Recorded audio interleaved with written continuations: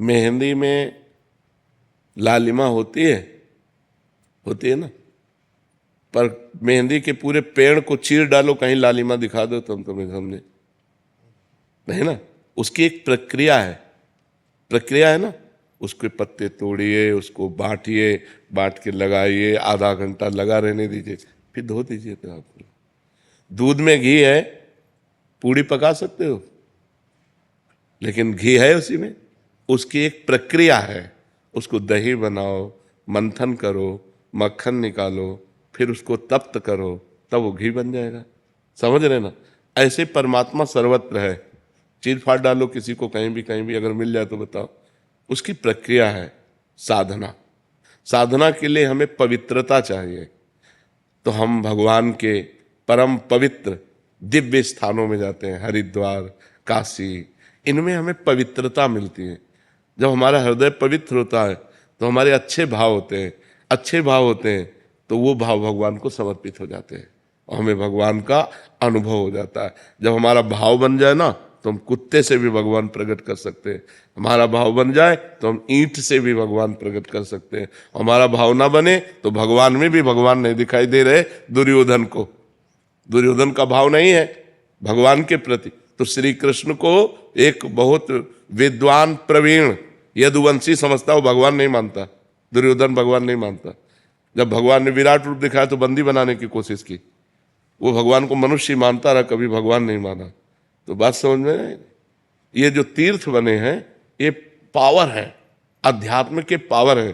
जैसे गंगा जी नहा के आप देखो कैसा लगता है, एकदम फ्रेश, लेकिन नियमानुसार। अब गए कुल्ला कर रहे हो, थूक रहे हो और मल रहे हो, साबुन लगा रहे हो, कोई अनुभव नहीं होगा। गए साष्टांग दंडवत किए, माथा में जल रखा और गए चुपचाप 5, 7, 11 डुबकी लगाई, एकदम बाहर हो गए। देखो एकदम आनंद आएगा। वृंदावन आए, परिक्रमा लगाओ, बिहारी जी के दर्शन करो, किसी का दिया हुआ कुछ खाओ मत, रजरानी लगाओ, नाम जप करो। जब जाओगे तो एक अच्छा अनुभव होगा, एक आनंद अनुभव होगा। अब यहीं आओ, इधर उधर सब गंदगी करो, तो जब जाओगे तो कुछ हाथ नहीं लगेगा। ये परम पवित्र स्थान बनाए गए हैं कि हमको अध्यात्म का सहयोग मिले, हमारे जो गलतियां हो गई, पाप हो गए, वो नष्ट हो जाए। भगवान सर्वत्र है, पर जैसे दूध में सर्वत्र घी है, दूध से काम नहीं चल सकता, उसका प्रक्रिया। तो ऐसे प्रक्रिया का मतलब साधना। तो साधना का प्रारंभ करने के लिए हमें जो पवित्रता चाहिए वो गंगा है, काशी है, जो बड़े बड़े तीर्थ है, इनमें इसीलिए जाया जाता है कि हम गृहस्थ हैं, हमसे कोई ना कोई पाप बन जाते हैं। तो इन तीर्थों में जाने से हमारे पाप नष्ट होते हैं, हमारे पुण्य बनते हैं, हमारा हृदय पवित्र होता है। अवश्य जाना चाहिए, पर जिस पद्धति से रहना उसी पद्धति से रहना। हर तीर्थ में एक दिन उपवास करना चाहिए। अगर 3 दिन वास करे तो एक दिन उपवास करना चाहिए, दूसरे दिन फलाहार करना चाहिए, तीसरे दिन अन्नाहार करना चाहिए। एक दिन तो प्योर पूरा ऐसे जल पे रहना चाहिए, या ऐसे कष्ट सहना चाहिए तीर्थों में जाकर। एक दिन उपवास करो, वृंदावन की परिक्रमा करो, बिहारी जी के दर्शन करो, यमुना स्नान करो, यमुना जी के पास बैठकर नाम कीर्तन करो, नाम जप करो, ये कमाओ।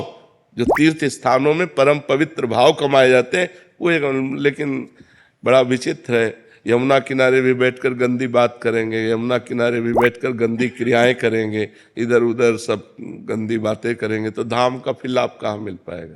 तो समझ पाते हो, जरूर जाना चाहिए। और महाराज जी जैसे इतने बड़े बड़े तीर्थ स्थल है, कभी कभी वहाँ पे अनहोनी हो जाती है, इंसान भगवान को पाने जा रहा है। आप हमारी बात सुनो। अनंत जन्मों से भटका हुआ जीव, शरीर तो छूटना ही है, राइट टाइम है शरीर का। और अगर वो हरिद्वार में शरीर छोड़ता है, वो वृंदावन में शरीर छोड़ता है, काशी में छोड़ता है, तो उसे भगवान की प्राप्ति हो जाएगी। कितना बढ़िया लाभ मिला। शरीर तो छूटना ही था, लेकिन शरीर ऐसी जगह छूटा कि भगवान की प्राप्ति हो गई। तो इसमें लाभ हुई कि हानि हुई? लाभ। हाँ, तो हमें नेगेटिव नहीं सोचना, हमें पॉजिटिव सोचना है। काशी है, वृंदावन धाम है, हरिद्वार है, गंगा का तट है, यमुना का तट है, इनके किनारे प्राण निकलते हैं तो जीव की उत्तम गति होती है। प्राण तो निकलने थे, लेकिन यहाँ निकले, ये उत्तम गति हुई। जैसे आपके 100 रुपया जेब से बिहारी जी के सामने कट गए, तो निश्चित मान लो करोड़ों का नुकसान होना था। आप वृंदावन आए तो धाम की कृपा से मात्र 100 रुपये में वो कार्यक्रम हो गया तुम्हारा। अब वो अगर तुम पॉजिटिव नहीं सोचते तो नेगेटिव सोचकर जलोगे, तुम आए ना तो तुम्हारा मंगल हो गया, करोड़ों का नुकसान भगवान ने 100 रुपये में निपटा दिया। या ठोकर लगी, थोड़ी चोट लग गई, बहुत बड़ी हानि थोड़ी सी चोट में निपटा दी। उसे हम निगेटिव क्यों सोचे, उसे हम पॉजिटिव सोचे। जो सत्य है, जो सत्य है, ये परम सत्य है, कोई बहानेबाजी नहीं, ये परम